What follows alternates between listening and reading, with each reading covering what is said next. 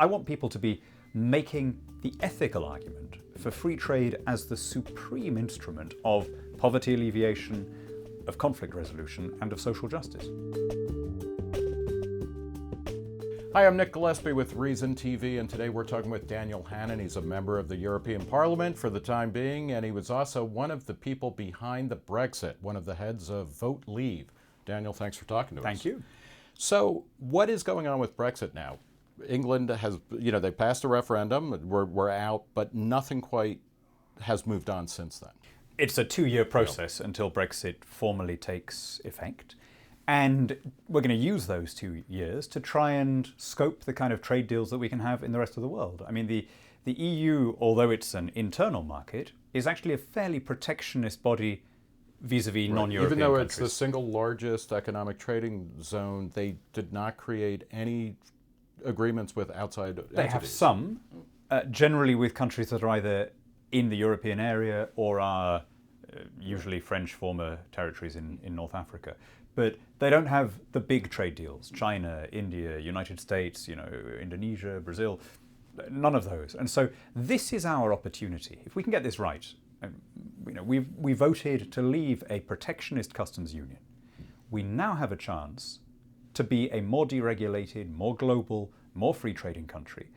And if we get this right, it can benefit everybody. It can be the thing that lifts the world back into a more open trading system, because frankly, you're not going to get that from Brussels, and I don't think there's any great enthusiasm for it now in the White House. So somebody has got to be making the case for freer trade and unrestricted commerce. Yeah, I mean, in United States context, both Democrats and Republicans seem to be pretty protectionist these days. So and it's a reaction, I think, it's a delayed reaction to the financial crisis. People have drawn exactly the wrong conclusion, but in a way, understandably. They say the system was rigged, the big corporates and multinationals are profiting. Maybe we should be kind of looking to ourselves more, which of course is exactly the opposite, right? I want people to be making the ethical argument for free trade as the supreme instrument of poverty alleviation, of conflict resolution, and of social justice. And that's because when you trade, you gain from both sides gain if it's done freely. It's moral, but also, what else has done so much to lift our species to the current levels of health and happiness? I mean, in 1990, 38% of human beings were living in extreme poverty, that is on $1 a day or less. Now that figure is 8%. Why? Because previously closed African and Asian countries have joined the nexus of global trade. The biggest paradox of our age is that these idealistic young people who go on Occupy sit-ins or protest G20 meetings or whatever, have somehow got it into their heads that by opposing free trade, they're standing up for the poor against the multinationals, when in fact they're doing exactly the opposite. It's the multinationals that thrive on the distortions and the tariffs and the quotas, and it's the poor who will benefit most from their removal. Talk in an American context, the way the Brexit vote gets discussed. There's some of this, and certainly you're the spokesman for that, and then it is usually discussed in a way that is related to the Trump phenomenon here, and we'll talk about the parallels between Brexit and Trump in a bit. But that it's about nativism, it's about racism, it's about xenophobia, it's about a fear, traditional historic fear of England being overrun as an island nation by others. Yes. Where is that wrong in the Brexit? It's wrong on every level. I mean, even down to it being traditional and historic. I mean, you won't find a much more open country historically, both commercially and culturally. I've learnt in politics that nobody ever really listens to or reads anything by the other side. All they do is they read their friend's report of what the other side is supposed to have said, right? And if we really had fought a nativist and protectionist campaign, we wouldn't have got into double figures, let alone winning. You win because you carry people with a sense of optimism and vision. There is more of a consensus for free markets in Britain than probably in any other large economy in the world. Literally no one said we should cut ourselves off from trade with our European friends. Nor does anyone, by the way, want to stop being engaged with allies on every continent. But the reality is the European Union is collapsing. It's collapsing as a share of world trade. It's a 1950s hangover. It's dirigiste. It's top down. We can do better raising our eyes to more distant horizons. What horizons. about the movement of people? Because this is, in Ireland they talk about Polish people or Slovakians flooding the market and things like that. Sure. Isn't that? I mean, what was the role of the free movement of workers within the labor force of the EU? Of course, there was some concern about that, but it's important that, it's one of those things where you can swap anecdotes or you can look at the data. Mm-hmm. All of the polls were very clear that the biggest issue, by far the biggest issue, was democracy or sovereignty or however you want it, taking your own decisions. Immigration was a very distant second. And not everyone citing immigration as their top concern wanted a complete... In fact, I don't think anyone wanted a complete end to immigration. People wanted a sense of some control, and I think that's actually a perfectly legitimate thing. So what would a controlled immigration flow or worker flow look like compared to the openness of the EU, which from a classical liberal perspective, particularly in Europe, barely out of 2 world wars, is kind of amazing, really. Sure. And so, I mean, there is a consensus behind certain kinds of immigration being good. 88% of people want qualified and skilled workers from the EU to continue to come to the UK. 84% of people want all EU nationals currently in the UK, skilled or unskilled, to be allowed to stay. But there were some very contentious cases. For example, there was a hate preacher called Abu Hamza, an Islamist hate preacher, who was eventually deported. His daughter was found guilty. His daughter-in-law was found guilty of a criminal offence, incarcerated, and then sentenced to deportation, and overturned the deportation order in the European Court, even though she was a Jordanian national, because her son had been born in the UK, and this was held to violate his rights as a European citizen. To have his mother raise him, something like that. The court's judgment said she is the sole carer. I think the implication is that we, the taxpayer, are the sole breadwinner, as happens in these cases. Now, I think people very reasonably, perfectly legitimately said, hang on, for an immigration policy to work, you have to be able to distinguish between, the person who's coming to be a professor or a surgeon or whatever, and someone who is here living on benefits and preaching a doctrine that is hostile to the whole Western order. If we're not able to determine who we admit and whom we keep out, then we're in no sense a democracy. Talk a bit about also one of the main talking points of Brexit was, okay, these unelected bureaucrats were dictating, in faraway capitals, Brussels, whatever, were dictating laws. How is that right? Because isn't it also the case that you were elected to represent England or Britain? You go there, you pass a bunch of laws, and then they come back. So is it that clear? So we have a 9% or 12% share over the laws, and that would be fine if we felt a community of identity. If we felt that we were part of the same people, in the same way that my constituency, people in Hampshire or Surrey, accept the UK. But it does depend on having that affinity. People sometimes say, oh, well, but, Idaho accepts the jurisdiction of the federal authorities.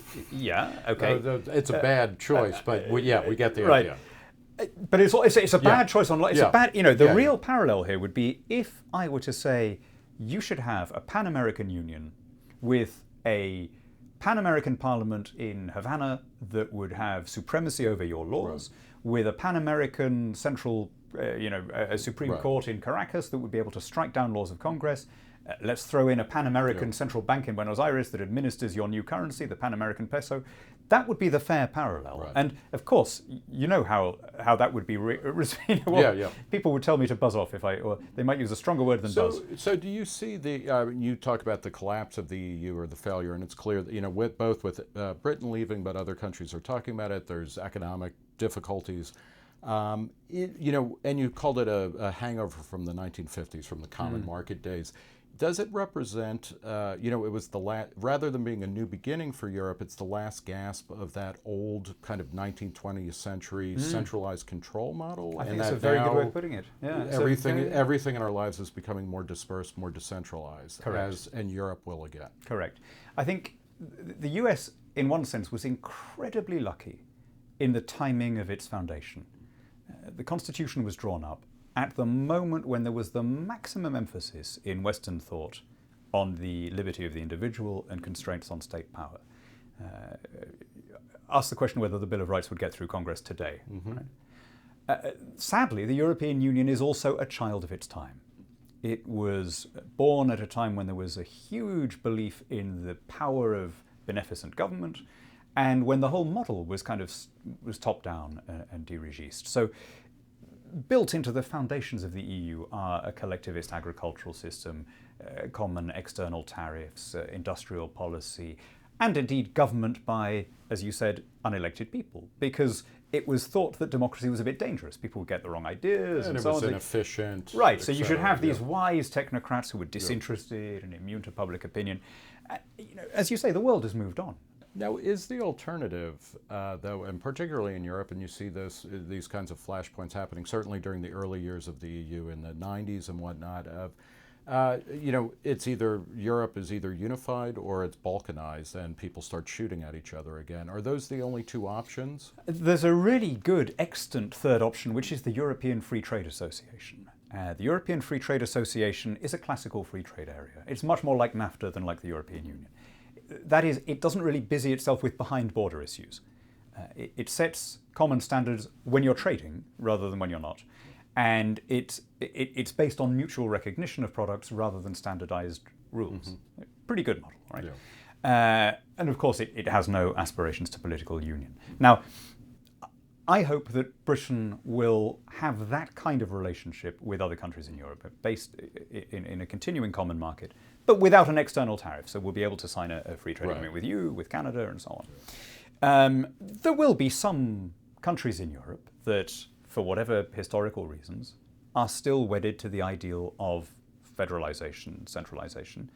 Great, let them. I mean, isn't the ideal outcome from here that you try and create a pan-continental market that stretches from, Iceland to Turkey, Armenia, likely but effectively regulated common market open to the rest of the world, encompassing, 40, 45 countries, states and territories. Mm-hmm. And then within that, sure, have 20, 25 countries that want their single currency, their single president, their single foreign policy. Good luck to them. Doesn't that let everybody get on better? Right. The peripheral countries get the common market, which is what they came for. The core countries can push ahead. How does the Brexit complicate something like NATO or the military alliances throughout Western Europe or the developed world? Because it seems that while there's a groundswell of support for Brexit, there's also more of a bigger need for a unified European defense against Russia or whatever. As a matter of fact, during the campaign, a decision was made to deploy UK personnel to the defense of Poland and Estonia. And nobody criticised that decision. Nobody on either side tried to press it into the referendum argument or make a big issue out of why are our guys defending a faraway country. There was a consensus that this was the right thing to do. Similarly, during the campaign, we took a decision to deploy naval resources to help with the migration crisis in the Mediterranean, and nobody criticised it. So Britain has not voted for disengagement. Those things are almost uniformly supported, and our commitment to NATO remains. I think that the critics of NATO in the US have one perfectly good point, which is that the burden has to be fairly shared. Right. The US has a $20 trillion debt nearly, and it has to pick and choose what its overseas commitments are going to be. And it does seem unfair to expect the US to bear the burden of European defense when all it gets back are insults and sarcastic comments. So I think that's a good argument to be having. Well, speaking of Trump, who made a similar argument, what are the parallels between the dynamics behind Brexit and the election of Donald Trump here, if there are any? I mean, it's presumed that, and Trump himself and Nigel Farage has said there's commonality. Right. Farage, I guess, even campaigned for him a bit. So we've said that there is this big difference. A big part of Trump's shtick, insofar as I understand it, was we don't want a free trade agreement with China. Right. A huge part of our campaign or was with TPP we do as right, well, because he's. With TPP, right? Yeah. But a huge part of ours was we do want a trade agreement with China. The EU won't let us have one. We're going to be we can overdo this. What I think the two phenomena did have in common, I suppose, inescapably, was a sense of anger against what was seen to be a failing political elite. And I think that sense of anger has really been mounting ever since the crash and the bailouts. I think there's been a widespread sense on both sides of the Atlantic that the response to the financial crisis, to the credit crunch, was to penalize low and medium income families in order to rescue some very wealthy bankers and bondholders from the consequences of their own error. And in a way, Trump and Sanders and a number of the protest parties in Europe are all kind of delayed responses to what happened in 2008, 2009. That said, the way that you address people's concerns is not simply by reflecting their anger back at them or amplifying their sense of grievance.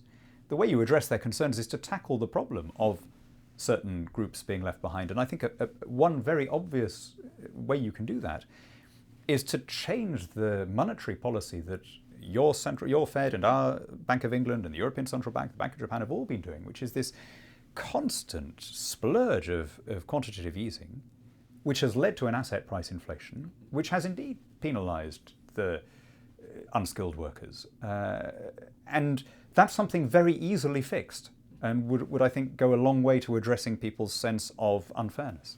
What is there, do you think that this is we've reached a new part of history, and there's economists in the U.S. who talk about this, well, welcome to 2% annual growth if we're lucky. The years of 3%, 4%, 5% are over, so that we really need to manage the scant resources that we have. Is that myopic? Or I think so. We thought like that in the 70s in Britain.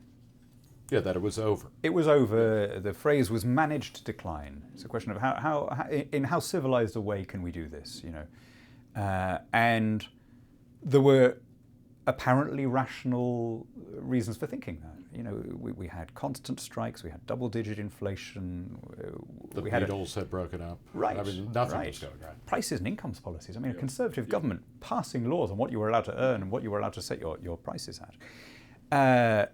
It was a completely reasonable thing to think we're finished. But of course, we didn't realize then that we were on the verge of a great national renaissance under Margaret Thatcher. So I'm very optimistic about this country and about the long-term future of it. I think the individualistic and dispersed political and legal institutions of the US fit it very, very well for prosperity in this century. And I see a great future where there'll be driverless cars and advances in biotech and 3D printing and all sorts of things based on innovation, because the innovators are always several steps ahead of regulators. Right. They're always cleverer. One hopes. Talk a bit about, both in Europe as well as in the United States, there is a fear that with a kind of populist uprising against established powers, which I think we would agree is a good thing, nativist sentiments, racialist sentiments come in. And we already see, I mean, on the left, people hold on to racial categories, ethnic categories, gender categories, very much so. They don't want to let those go. And on the right, you're seeing that. In the United States, the alt-right talks about a white nationalism that really hasn't been heard from since the late 60s or early 70s in the United States. Is that a concern for you, either in England or in the U.S. or across the developed world, where it seems like things are breaking down along racial, ethnic lines in a way that's troubling?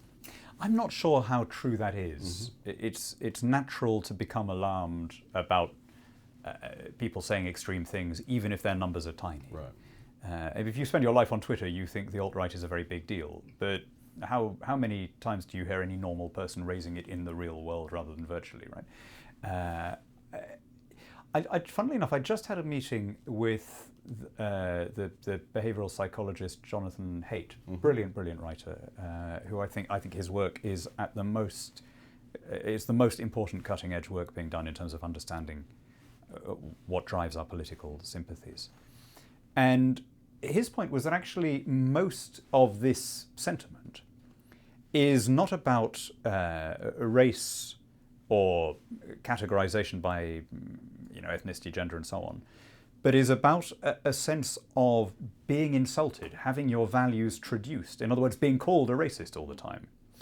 And that's created a backlash from people who are not in any sense racist. Now, of course, there is a minority of racist numbskulls in your country, in mine, and in every other. But I think we should keep a sense of proportion.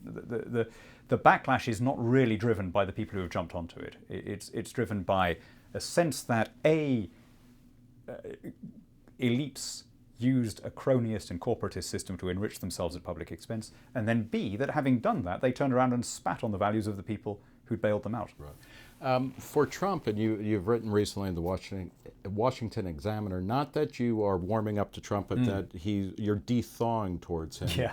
What are the early indicators that will make you think, okay, this guy is heading in the right direction, or now there's a real problem here? Well, I guess that by the time people watch this video, they'll have a better idea of what the administration is made up of than as I'm talking to you. But obviously that's going to be the first early sign from here on in. The speculation I do find quite encouraging, actually. I think there's some really good names out there. I was never that worried about, I think some of the hysteria is not just sort of self-indulgent and solipsistic. It kind of totally misses the point about the American Constitution. Your founders had someone very like Donald Trump in mind when they designed all these checks and balances. The capacity and Hillary Clinton as well. And like Hillary Clinton, exactly. Yeah. Even the most Caligulan president is constrained. My guess is that there is basically a kind of anti-Trump majority in both houses now. There were lots of Republicans elected who didn't really hide their views of him. And that provides a constraint. And I think maybe I'm wrong. We'll see how he works out. But I mean, he is somebody who at least understands about deal making and understands about when a deal can't be done and how you should then make the best of it. All right, well, we will leave it there. We've been talking with Daniel Hannan. He is a member of the European Parliament, and he was one of the main people behind Brexit, co-founder of the Vote Leave group. Daniel, thanks for talking to Reason. Thank you so much. For Reason TV, I'm Nick Gillespie.